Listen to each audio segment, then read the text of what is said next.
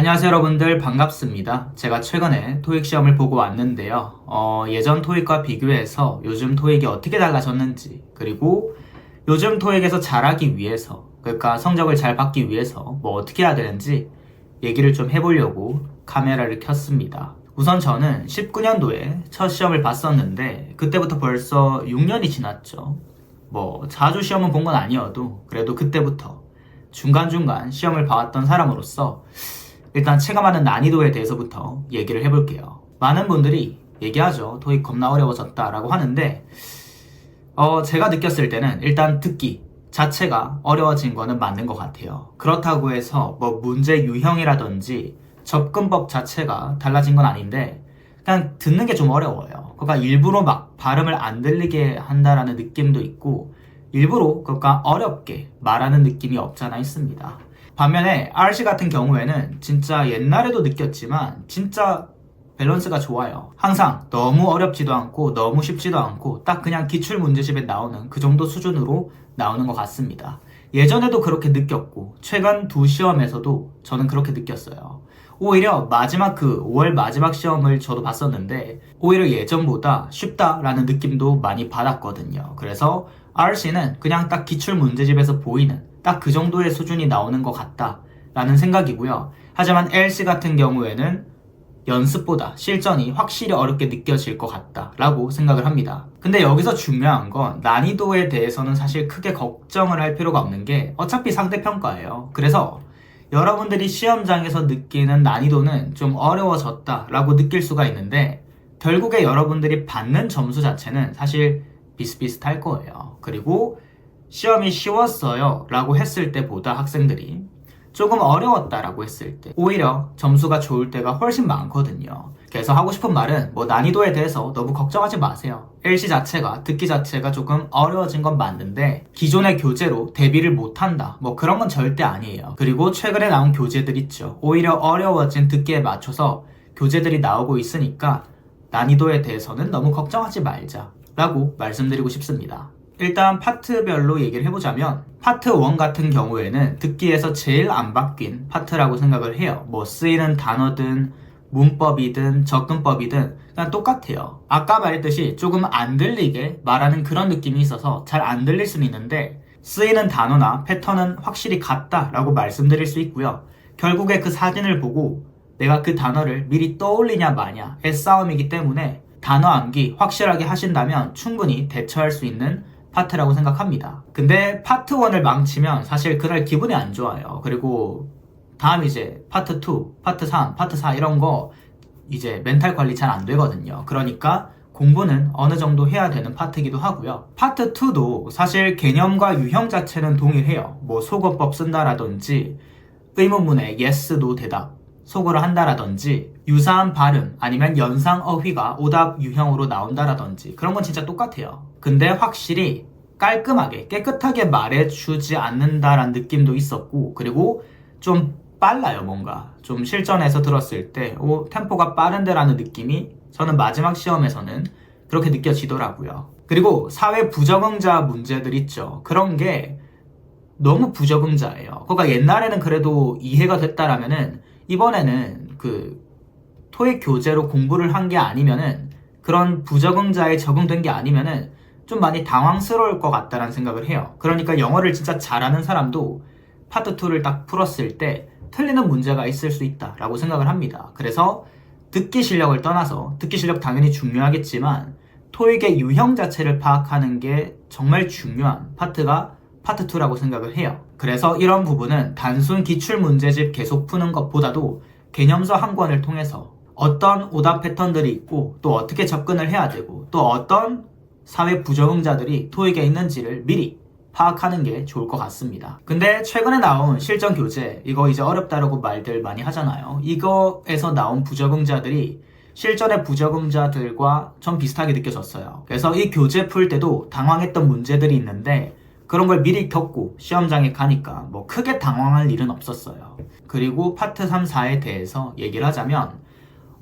옛날과 비교했을 때 뭐 제일 큰 차이가 있는 파트가 아닌가라고 전 생각을 합니다. 예전에는 사실 들리는 단어를 골랐을 때 정답이 되는 경우가 많았더라면 들리는 단어만으로 풀 수 없는 문제들도 많고요. 그리고 단어가 쉽고 어렵고를 떠나서 그 쉬운 단어조차도 안 들리는, 듣기가 어려운 그런 경우도 많다라고 생각을 해요. 그러니까 집중력 자체가 예전에는 진짜 한 50의 집중력을 썼다라면은 최근에 토익 시험을 볼 때 파트 3, 4에서는 진짜 2배에 가까운 집중력을 요구하는 것 같아요. 진짜 한 번만 멍 때리거나 아니면 타이밍을 잃으면은 풀지 못하는 그런 문제들이 굉장히 많다라고 생각합니다. 그것과 더더욱 집중력 싸움이 되는 것 같고요. 파트 3, 4는 지문 하나가 있을 때 문제 3개로 구성되어 있는데 이 문제와 보기를 미리 분석하지 않았을 때 사실 풀기가 굉장히 까다로운 것 같아요. 그러니까 듣기 실력보다도 읽기 실력, 문제와 보기 속에 있는 단어와 표현을 빠르게 파악하고 해석하고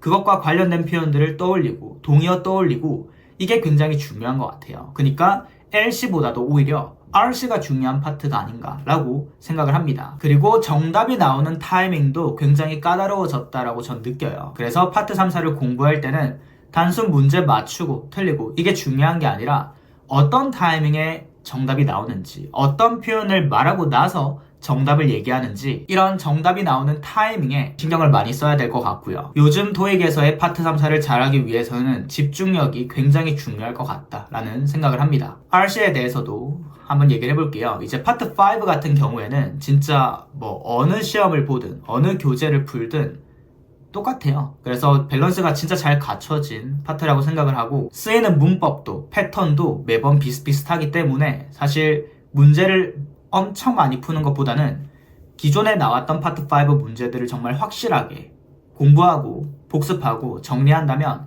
실전 가서도 충분히 대처할 수 있는 그런 파트라고 생각합니다. 문법 같은 경우에도 막 진짜 엄청난 문법 그런 게 아니라 어렵고 그런 문법이 아니라 중학교, 뭐 고등학교 수준의 문법들 있죠. 소유격이라든지 수동태라든지 부사라든지 접속사, 전치사 딱 이 정도 수준의 문제들이 대부분이기 때문에 문법 정리는 한 번만 깔끔하게 해둬도 뭐 문법을 몰라서 많이 틀렸다, 문법을 몰라서 성적이 안 나온다 이럴 일은 사실 없을 것 같습니다. 근데 예전과 비교했을 때는 스킬의 비중이 많이 내려갔다라고 생각을 해요. 오히려 단어와 해석의 비중이 많이 올라갔기 때문에 뭐 어떤 스킬, 이거니까 이거, 이거니까 이거 이런 스킬이 아니라 진짜 그 기본기, 아까 말했던 그 기초적인 문법과 그리고 단어, 그리고 이 두 가지를 활용해서 해석하는 방법을 꾸준히 연습해야 될 것 같아요. 물론 한 문제 정도는 약간 서프라이즈로 처음 보는 유형이나 아니면 처음 보는 표현들, 익숙치 않은 표현들 그런 것들이 나오는 파트라고 생각은 하지만 결국 우리가 맞춰야 되는 건 이 어렵고 생소한 한두 문제가 아니라 나머지 28문제잖아요. 그래서 아까 말했던 그 기본기에 집중을 하신다라면은 나머지 27개, 나머지 28개 문제를 맞추는 데는 큰 문제 없다라고 생각을 합니다. 그래서 파트 5는 아까 말했던 파트 1과 마찬가지로 평소에 연습했던 그 느낌 그대로 가져갈 수 있는 파트가 아닌가라고 생각을 합니다. 파트 6도 뭐 크게 달라진 건 없어요. 근데 맥락 파악이 굉장히 중요한 것 같아요. 아까 말했던 파트 5처럼 그냥 이것만 보고 이거 고르고 이런 느낌의 문제는 저는 거의 없다라고 생각을 해요. 오히려 전체적인 흐름을 파악해야 정확하게 풀 수 있다라고 생각하고요. 아까 파트 5와 마찬가지로 오히려 문법의 비중보다도 해석이 굉장히 중요한 것 같습니다.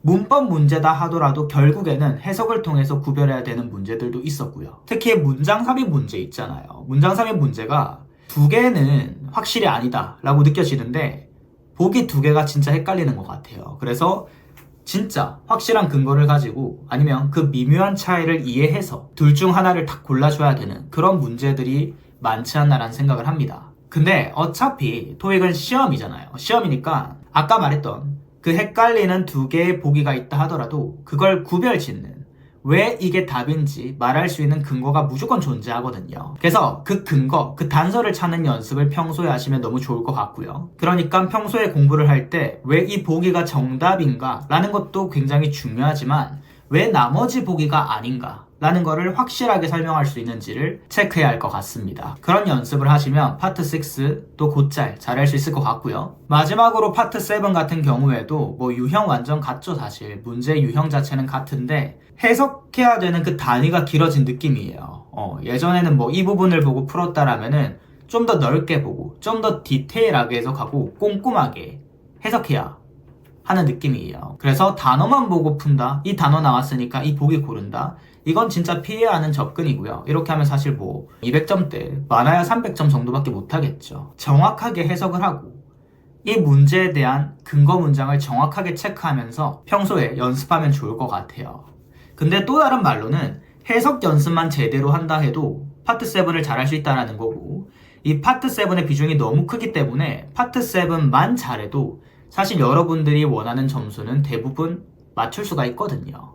그리고 아까 파트 5, 6도 오히려 해석이 중요해지고 있다고 했기 때문에 결론적으로 해석에 집중을 한다면, 평소 해석에 신경을 쓴다면 RC 점수 확실하게 올릴 수 있을 거라 생각합니다. 그래서 간단하게 정리하자면, 여러분들이 기존에 영어를 뭐 엄청 잘했다 그런 게 아니라면 의미 없이 기출문제집 문제만 막 주구장창 풀기보다는 개념서 한 권 딱 준비해가지고 토익이 어떤 시험인지, 어떤 유형을 가지고 있는지, 어떤 접근을 취해야 되는지를 일단 확실하게 정리해야 돼요. 특히 LC 부분에서는요. 그리고 어느 파트든지 스킬의 비중을 높이면 절대 안 되고요. 스킬이 아닌 아까 말한 그 기본기에 집중해보면 너무 좋을 것 같습니다. 그리고 또 하고 싶은 말은 아까 얘기했던 그 서프라이즈 문제들이 있잖아요.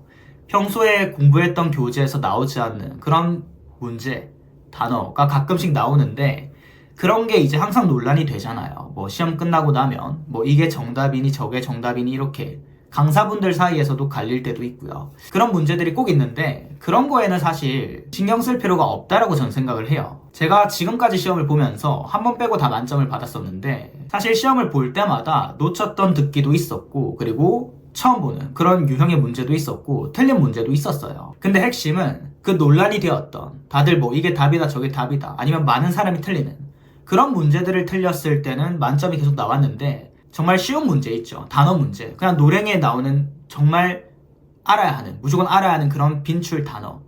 그거를 제가 잘못해서 한번 틀렸었는데 그때 RC 만점이 안 나오더라고요. 그러니까 그런 서프라이즈 한두 문제나 아니면 진짜 초고득점을 가루는 그런 어려운 문제에 너무 초점을 두지 마시고요. 진짜 매번 나오는 그 빈출 유형들, 진짜 매 시험마다 나오는 그런 단어들과 패턴들을 먼저 숙지하는 게 순서가 맞다라고 생각을 들어요. 쉬운 문제 막 20개, 30개씩 틀리고 있는데 어려운 문제 한두 개 막 집착하고 거기에 비중 두면 뭐 별로 좋지 않겠죠. 그러니까 그런 어려운 문제 뭐 어떻게 찍어서 맞췄다고 좋아할 이유도 없고요.